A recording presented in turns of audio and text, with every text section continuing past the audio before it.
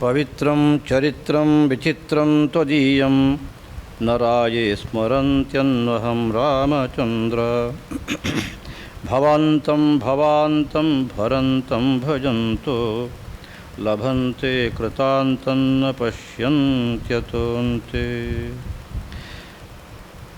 ವಿಚಾರ್ಯ ಸರ್ವವೇದಾಂತೈಃ ಸಂಚಾರ್ಯ ಹೃದಯಾಂಬುಜೆ ಪ್ರಚಾರ್ಯ ಸರ್ವಲೋಕೇಶು ಆಚಾರ್ಯಂ ಶಂಕರಂ ಭಜೆ.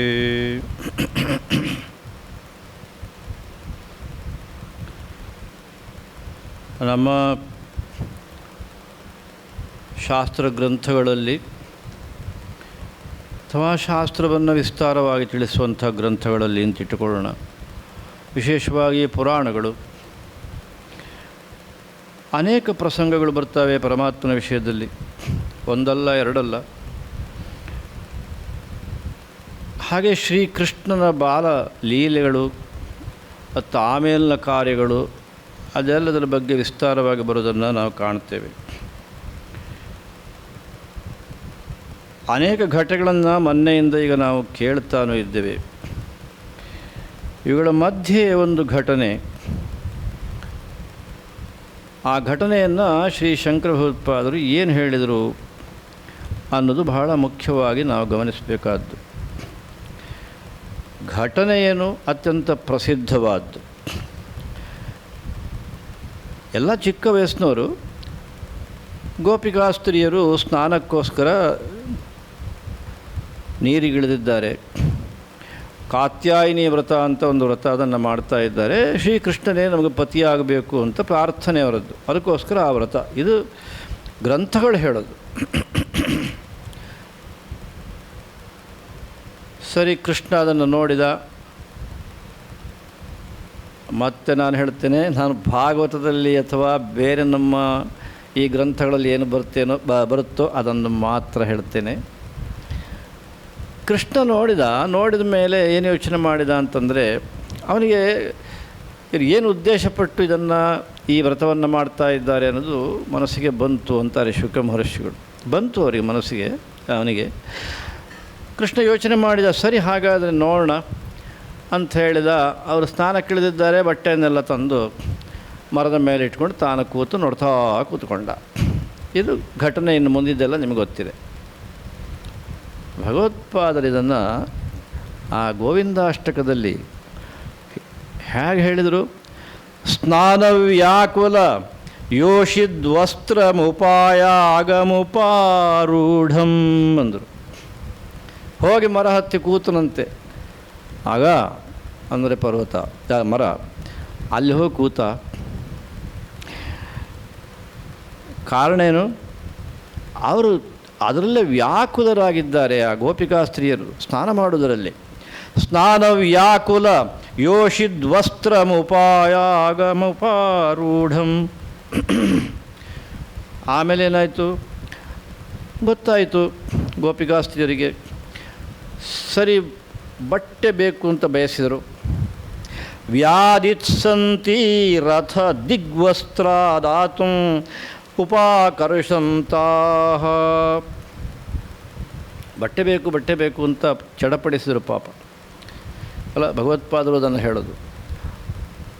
ಅವ್ರ ಶರೀರದಲ್ಲಿ ಏನಿದೆ ಅಂದರೆ ದಿಗ್ವಸ್ತ್ರ, ದಿಕ್ಕೇ ವಸ್ತ್ರ ಅಷ್ಟೇ. ಸ್ನಾನಕ್ಕಿಳಿದಿದ್ದಾರೆ.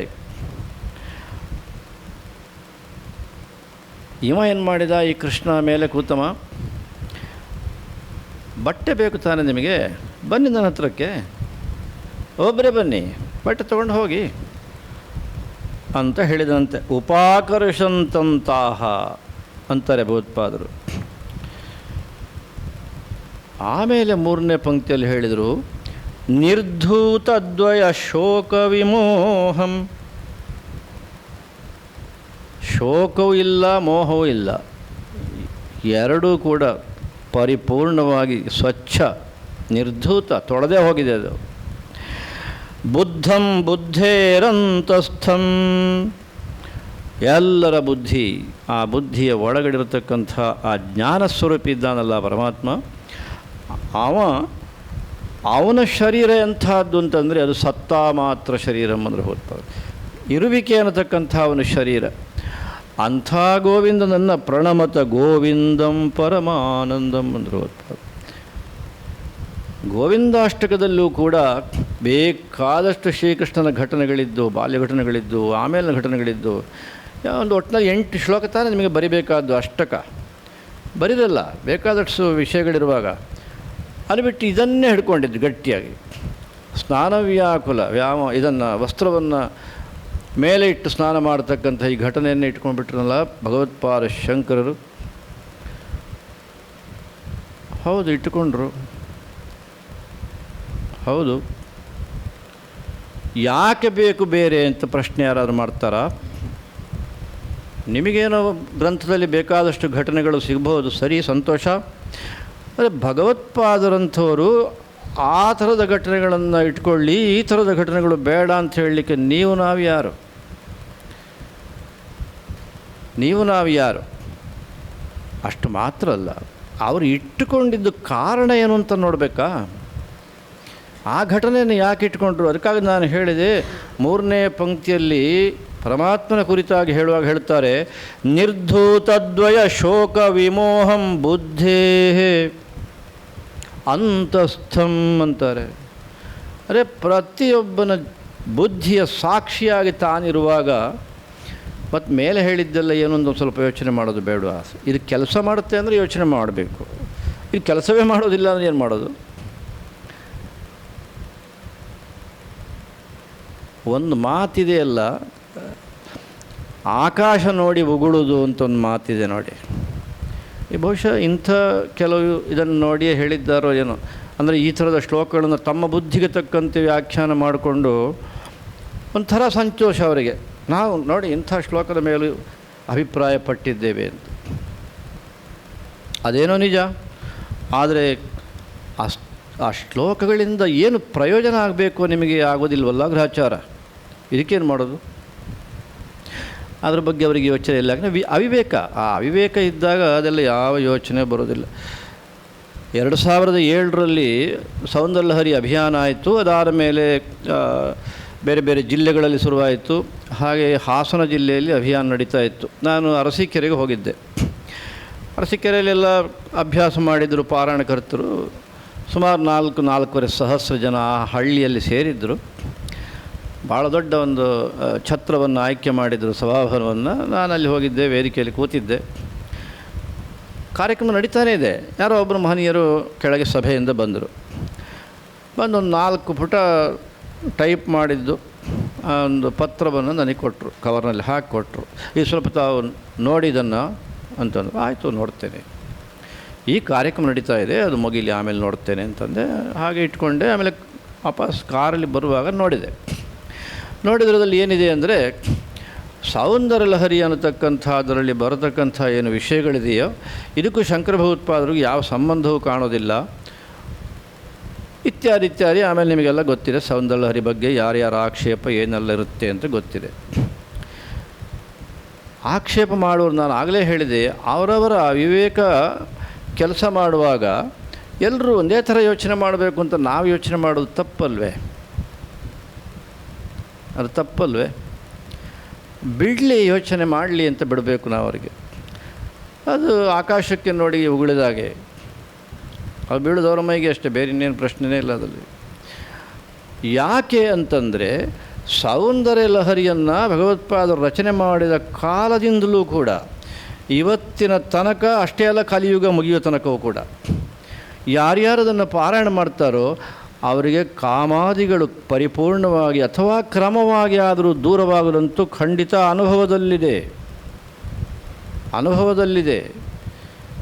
ನೀವುಗಳ ಅನುಭವವನ್ನು ನಿರಾಕರಣೆ ಮಾಡೋದಕ್ಕೆ ಹೊರಟಿದ್ದೀರಾ. ಅದಕ್ಕಾಗಿ ನಾನು ಹೇಳಿದೆ, ಆಕಾಶದಲ್ಲಿ ನೋಡಿ ಹೊಗಳುವುದು ಅಷ್ಟೇ ಅಂತ. ಹಾಗೆಯೇ ಶ್ರೀಕೃಷ್ಣನ ಚರಿತ್ರೆಯೂ ಕೂಡ ಅದರಲ್ಲಿ ಏನು ಸಂದೇಹವೇ ಇಲ್ಲ. ಯಾಕೆ ಅಂತ ಹೇಳ್ತೇನೆ, ಶುಕ ಮಹರ್ಷಿಗಳು ಹೇಳ್ತಾರೆ ಇದೇ ಪ್ರಸಂಗದಲ್ಲಿ. ಆ ಕಥೆಯೆಲ್ಲ ನಮ್ಗೆ ಗೊತ್ತಿರೋದು ನಾನು ಬಿಟ್ಬಿಡ್ತೇನೆ ಈಗ. ಶುಕ ಮಹರ್ಷಿಗಳು ಹೇಳ್ತಾರೆ,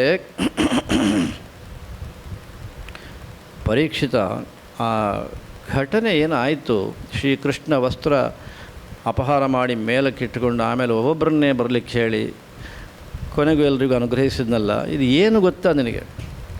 ಹೇಳ್ತೇನೆ ಕೇಳು ಅಂದರೆ ಪರೀಕ್ಷೆ ಏನು ಅಂತಂದರೆ ಅವ್ರು ಹೇಳಿದರು, ನ ಮಯ್ಯಾವೇಶಿತ ಧಿಯಾಂ ಕಾಮಃ ಕಾಮಾಯ ಕಲ್ಪತೆ ಅಂತ ಭಗವಂತನೇ ಅಂದ್ರಂತೆ. ಸ್ವಲ್ಪ ಈ ಥರದನ್ನೆಲ್ಲ ನೋಡೋದು ಬೇಡವೇ ನಮ್ಮ ಜನ? ಭಗವಂತ ಹೇಳಿದನಂತೆ, ನೋಡಿ, ನನ್ನಲ್ಲೇ ನೀವು ಮನಸ್ಸಿಟ್ಟವರು ಯಾರೇ ಆಗಲಿ, ಗೋಪಿಕಾ ಸ್ತ್ರೀಯರಲ್ಲ, ಯಾರು ಬೇಕಾದ್ರಲ್ಲ. ಭಗವದ್ಗೀತೆಯಲ್ಲಿ ಹೇಳೋದು ಇದನ್ನೇ ತಾನೆ, ಅನನ್ಯಚೇತರು. ಭಗವದ್ಗೀತೆ ಶಬ್ದ ಅದು, ಅನನ್ಯಚೇತಾಹ ಸತತಂ ಯೋ ಮಾಂ ಸ್ಮರತಿ ನಿತ್ಯಶಃ ಅಂತ ಭಗವಂತನ ಮಾತು. ಇಲ್ಲಿ ಹೇಳ್ತಾರೆ, ಶ್ರೀಕೃಷ್ಣ ಹೇಳಿದಂತೆ, ನ ಮೈ ಆವೇಶಿತ ಧಿಯಾಂ ಕಾಮಃ ಕಾಮಾಯ ಕಲ್ಪತೆ. ನೀವು ಪತಿ ಬೇಕು ಅಂತ ಪ್ರಾರ್ಥನೆ ಮಾಡ್ತಾ ಇದ್ದೀರಾ, ಈ ಕಾತ್ಯಾಯನಿ ವ್ರತ ಹಿಡ್ಕೊಂಡು ಪರಿಪೂರ್ಣವಾಗಿ ತನ್ಮಯರಾಗಿ ಬಿಟ್ಟಿದ್ದೀರಿ ನೀವು, ಕೃಷ್ಣಮಯರಾಗಿ ಬಿಟ್ಟಿದ್ದೀರಿ ನೀವು.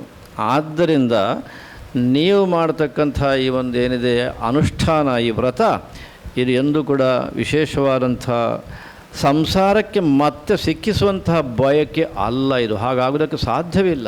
ಯಾಕೆ ಅಂತಂದರೆ ಭಗವಂತನ ಮಾತನ್ನು ಶುಕಮಹರ್ಷಿ ಹೇಳ್ತಾರೆ, ಭರ್ಜಿತಾತ ಕ್ವಥಿತ ಧಾನ ಪ್ರಾಯೋ ಬೀಜಾಯ ನೇಷ್ಯತೆ. ಬೀಜ ಮೊಳಕೆ ಬರಬೇಕು ಅಂತಿದ್ದವ ಚೆನ್ನಾಗಿ ಹುರಿದು ಆಮೇಲೆ ಅದನ್ನು ನೀರಿನಲ್ಲಿ ಹಾಕಿ ಹೊಡೆದ್ರೆ, ಒದ್ದೆ ಭೂಮಿಯಲ್ಲಿ ಹಾಕಿದರೆ ಮೊಳಕೆ ಬರೋದಕ್ಕೆ ಸಾಧ್ಯವ? ಇಲ್ಲ. ಮೊಳಕೆ ಬರಬೇಕಾದ ಎಲ್ಲ ಸೂಕ್ಷ್ಮಾಂಶಗಳು ನಾಶವಾಗಿರುತ್ತೆ ಹುರಿದಾಗ. ಹಾಗೆ ಈ ಸಂಸಾರ ಅನ್ನತಕ್ಕಂಥದ್ದು ಮೊಳಕೆ ಒಡಿಬೇಕು ಅಂತಂದರೆ ಏನೆಲ್ಲ ಬೇಕೋ ಅದಷ್ಟು ಭಸ್ಮವಾಗಿರುತ್ತೆ ಪರಮಾತ್ಮನಲ್ಲಿ ಮನಸ್ಸನ್ನಿಟ್ಟಾಗ. ಮತ್ತೆ ಕಾಮ ಹುಟ್ಟುವುದಾದರೂ ಹೇಗೆ? ಸಾಧ್ಯವೇ ಇಲ್ಲ ಅಂತಾನಂತ ಭಗವಂತ.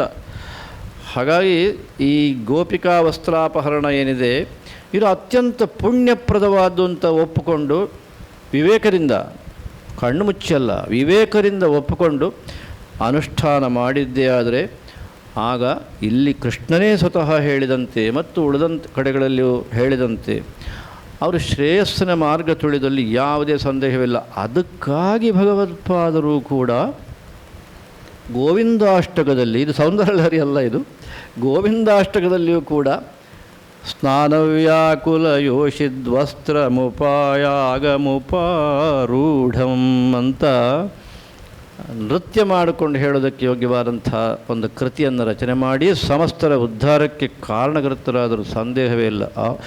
ಹರ ನಮಃ ಪಾರ್ವತೀಪತಯೇ ಹರ ಹರ ಮಹಾದೇವ. ಸೀತಾಕಾಂತ ಸ್ಮರಣಂ ಜಯ ಜಯ ರಾಮ.